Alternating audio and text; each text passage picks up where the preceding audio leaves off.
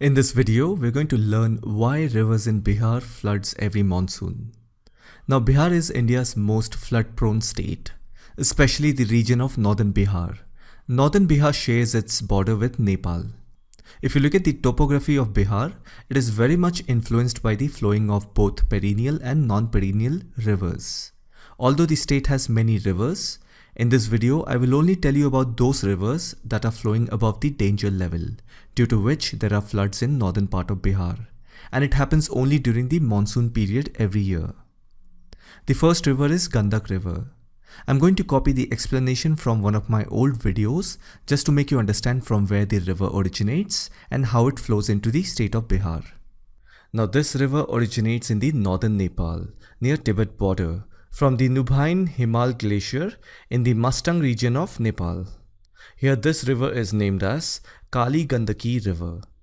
It flows through the entire breadth of Nepal and enters into the Terai region of northern Uttar Pradesh and Bihar. After entering India, this becomes the Gandaki River. Now it enters India in such a way that the river meanders and flows along the Uttar Pradesh and Bihar border for about 30 to 35 kilometers before flowing fully into the state of Bihar. The river's course is in the southeastern direction, where it heads towards the capital city of Patna and joins the river Ganga at Sonpur before it becomes its left bank tributary. Now that you have understood the flowing pattern of Gandak River, many nearby villages are flooded when the Gandak River overflows. Even the meteorological department issued an alert regarding its overflow. The second river is Kamla River.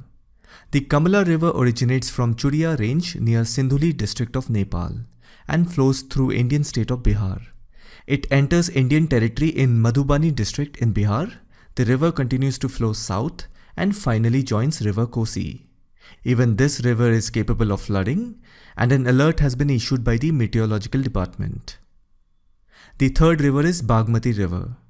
The Bagmati River originates high in the Shivpuri hills near the village of Bagdwar, some 15 kilometers north of the Kathmandu valley. It flows south and enters in the state of Bihar through Sitamarhi district. The river flows south and drains into the Kosi River. Even this river is capable of flooding, and an alert has been issued by the meteorological department. The fourth river is Kosi. I'm going to copy the explanation from one of my old videos just to make you understand from where the river originates and how it flows into the state of Bihar. It originates in southern Tibet and northern Nepal border. That means it is a transboundary river. Kosi River is part of the Arun River. It flows through the entire breadth of Nepal and enters India through the state of Bihar. After entering Bihar, if you see, it makes a long curve before joining the river Ganga at Kursela of Katihar district. Now it is a known fact that Bihar is India's most flood-prone state, and it is because of river Kosi. In fact, the entire river has shifted from 115 km westward due to the sedimentation and tectonic activities. That's why the entire river forms a long C curve before joining the river Ganga. Otherwise, the course of the Kosi River is pretty straightforward from Nepal to Ganga. But over the years, it has shifted in this curve form, and that causes heavy flood in this region. Anyhow, by joining the river Ganga, river Kosi becomes its left bank tributary. As I have mentioned, river Kosi has shifted its course 150 km from east to west during the last 200 years. The reason behind the shift in Kosi river's course is due to tectonic movement and also due to the rising volume of incoming water during heavy monsoon. That's why the entire river forms a long C curve before joining the river Ganga. This entire region to the east of river Kosi is a flood zone. Even this river is capable of flooding, and an alert has been issued by the meteorological department. And the fifth river is Mahananda River. The Mahananda River originates in the Himalayas near Chimli, east of Kurseong in Darjeeling district of northern West Bengal. It flows south along the West Bengal-Bangladesh border and then turns southwest, where it descends to the plains of Siliguri and enters Bihar through Kishanganj district of Bihar. As soon as the river enters the northeastern district of Bihar, the flow of the river increases due to land slope. The northern part of Bihar is a plain area. Land elevation increases towards north and northeastern side. That is why most of these rivers that come from Nepal enters into the state of Bihar due to the low land elevation. And you also have to understand the fact that the northern region of Bihar and southern region of Nepal is a Terai region, meaning this area is at the foothills of the Himalayas.